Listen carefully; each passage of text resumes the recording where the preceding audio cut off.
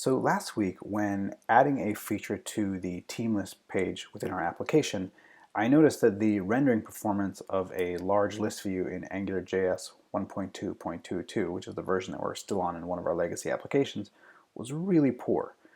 So I wanted to see if I could isolate this particular view outside of the main application in order to iterate on some potential performance improvements. So just to demonstrate the performance that we're seeing currently, I have this bad list, and you'll notice that when I click on it, there's a noticeable delay between the rendering. In fact, if we look in the Chrome DevTools warnings here, it can tell us that it took about 2 seconds for that list to render. And if we do it again, you can see another 1.9 seconds. We'll try one more time. 1.87 seconds. It's pretty slow. And it's just the rendering of the page. Like if I click to do digest triggering, you can see here that the view updates pretty fast. So it's not like the digests themselves are taking really long. It's just the rendering of this list, which seems a little confusing. So if we jump over into the HTML for this particular view, and I won't show you a controller, it's just a data load. There's nothing crazy weird about it. It's an ng repeat, and we're looping over the collection of people. We have some ng class bindings, some ng if bindings. You can see we have some admin related functionality here.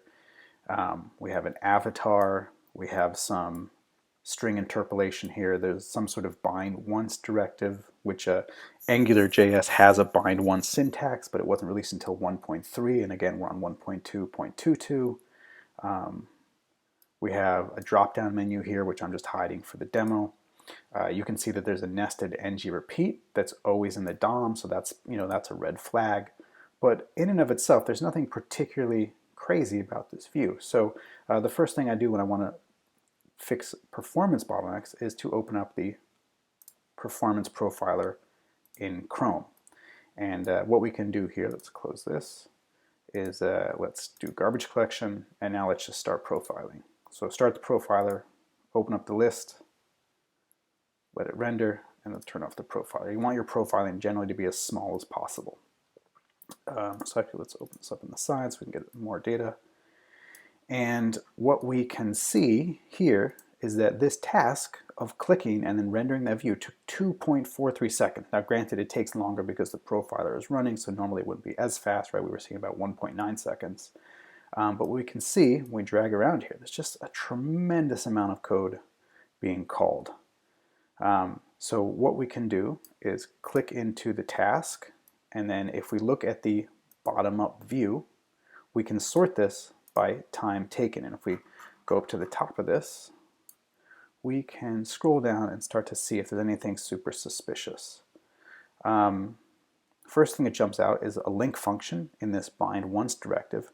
Took over 1 second. So it took about close to half of the entire time it took to render was in this link function, which is crazy, especially since bind once is intended to be a performance boost. Then there's the set timeout. I don't even know where the set timeout is happening, but again, it's using 900 milliseconds. If we click into this, oh, well, that's also part of the bind once. So again, something really weird is happening with this bind once. Let's keep scrolling down. See parsing HTML, over 100 milliseconds of parsing HTML. This page is already rendered, so there should be no parsing of HTML. So if we click into this, can we see where this is coming from? Oops. Something in Angular. Oh, okay, this is coming from the avatar directive, so that's something that we can look at. And I did see something else about HTML here. 0.3 milliseconds, that's not so bad. So we can start with those. So bind once, let's take a look at that. If we jump over into the bind once directive, and this is essentially copied verbatim from the application, what you can see here it's trying to do is link the directive and then after a brief pause, destroy the element, or destroy the scope, which essentially removes all of the watchers. Now the reason it's using a timeout here with a 0 delay is that it's essentially giving the view model time to get reconciled with the view template, and then it's destroying the scope so as to remove those watchers after the view's been reconciled. And you can see it's also creating isolated scope. So let's actually take a look now in down here, and let's just click around. You can see we have all of these set timeouts, right? So apparently the cost of set timeouts pretty significant.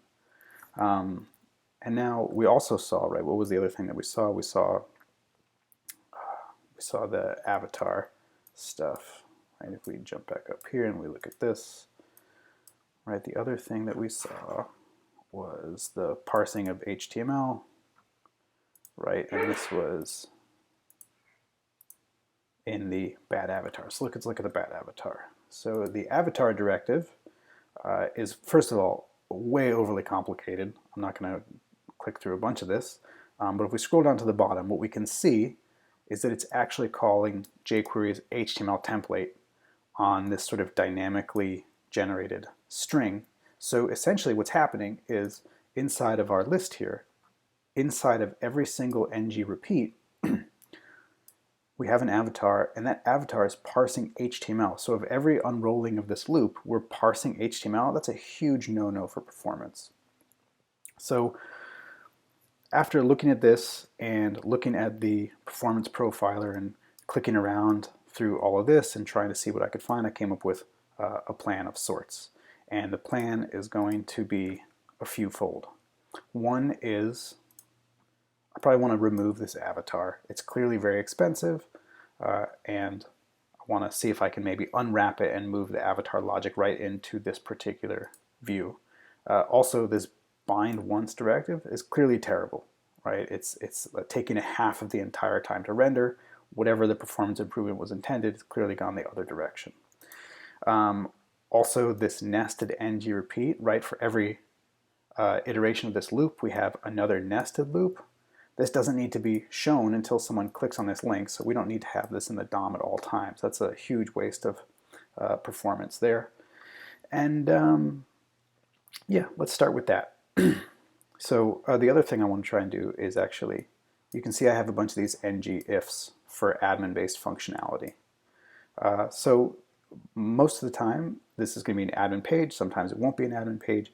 Really what we can do is actually just split this list in half, have one version for admins that doesn't have all the ng ifs, and then one version for non-admins that excludes all of the elements that are for admins, and then excludes things like the drop-down menu because you can't change a role if you're not an admin. So that's going to obviously create some degree of duplication, but I think it's going to be a nice trade-off for performance.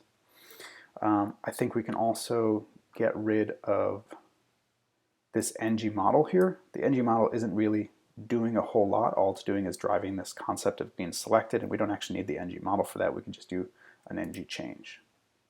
So ultimately, when I did all these refactorings, here's what the page looks like. You can see I have my admin-only version of the view, right? And if we scroll down, here's my non-admin version of the view that doesn't have any of the ng ifs.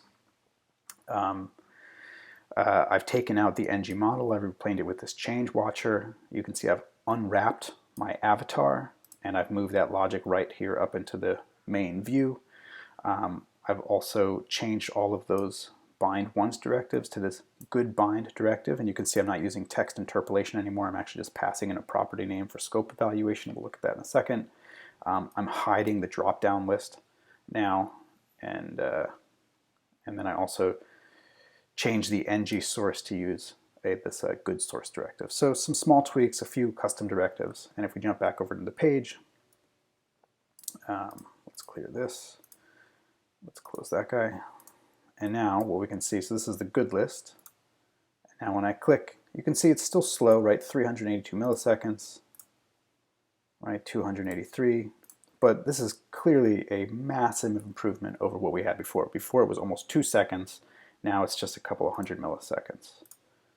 So let's just take a quick look at those directives to see what's changed a little bit. So first, the bind once directive, right, which just for memory sake here was this set timeout with a scope destroy. Instead of doing that, now what I'm doing is simply evaluating the expression that we want to bind to the HTML and assigning it to the text content. So there's no need for the isolate scope anymore. There's no need to destroy the scope. There's no need to do a set timeout. This simply grabs what's in the expression and then pushes it into the HTML. The change directive for the checkbox uses a very similar approach. We're not using any jQuery or anything at this point. We're just using a native add event listener, grabbing the change, applying the expression there. And then there was something else I want to show you, but I can't remember. Goodbye, good change. Oh, and the good source. So this is the, instead of ng source on the image, you can see that we're using very similar to the bind once. We're just grabbing the expression, evaluating it against the current scope, and then stuffing that into the properties list. And again, ng source does things that help protect the state of the page, but because this is a very specific use case, I know that the state of the page doesn't need to be worried about. And again, so we're seeing some significantly improved performance there. But there's still definitely a little bit of a delay. I'm noticing it. So as a sort of follow-up experiment, what I wanted to try and do was see if we could create sort of a magic trick where we actually render the list in two phases. One phase is just to render what's above the fold of the page, and then the second phase is to render the rest of the page. And doing that's actually pretty easy. Let's go to our hacky list controller. So in this hacky list, instead of just having a people collection, what I'm going to have is a dynamic people collection. And what you will see is that when we set the dynamic people, what we're doing is actually taking the first 30 elements off the front of this people collection. And then after 150-millisecond delay, we're assigning the full people collection to the dynamic people. So we have this sort of two-phased assignment of dynamic people, one for the enough items to render above the fold of the page, and then after a short delay, the full item list. And you can see here I'm calling digest to make sure that that updated view model gets reconciled with the view template. And in the HTML for this page, all we had to do was change the people reference to the dynamic people reference, right? Because this will get updated automatically as that array gets updated. And then the other thing I did was I added this spacer to the bottom of the page so that if the people and the dynamic people length don't match, meaning we're still in that sort of first phase of the two-phase deployment, two-phase rendering, I'm just setting this spacer here so that the scroll bar on the side of the page doesn't jump around and pull the user's attention out of the view. So if we jump back into the browser, let's close that guy, and now when we click on the hacky list, what you can see is we get a warning here that the timeout, 181 milliseconds, was slow. But from a user experience standpoint, that list shows up immediately, right? Click render, click render. So from the user's perspective, it seems like the page rendered immediately, even though under the hood, it's actually rendering over the course of around 300, 350 milliseconds. But by kind of tricking the user into thinking that the entire list has been rendered just by rendering the top 30, we sort of get some emotional capital there and some leeway in how long it takes for the rest of the page to render. And yeah, we've tried things like this before in production with the sort of two-phase rendering, and it's never quite worked out, but I don't know, I feel a little bit optimistic about it because it's super simple, right? The HTML of this page hasn't really changed at all. The only thing that's changed is how we're populating this value. And because this array is simply references to items in the original array, the management of the view model doesn't really get all that much more complicated. You can still do all of your logic based on the original collection, and then just let the view reconcile with a different collection that kind of syncs up eventually with the underlying source of truth. So, you know, one of the takeaways for me is that first of all, AngularJS 1.2, which came out, I don't know, like 6 years ago, still incredibly powerful. In the vast majority of cases, we get everything done with AngularJS without any kind of performance concerns. Sometimes, of course, there are performance concerns, and hopefully what we can see in this exploration is that there are relatively small steps we can take to greatly increase the perceived performance of the page, or the actual performance of the page, right? Remember, we went from this list, which takes, here in this case, over 2 seconds to render, down to this decent list, which takes about 300 milliseconds to render, down to this one, which renders completely instantly from a user's perspective. Again, all with relatively small changes. So No need to do crazy things like rewrite your entire platform in a different framework and still make huge improvements.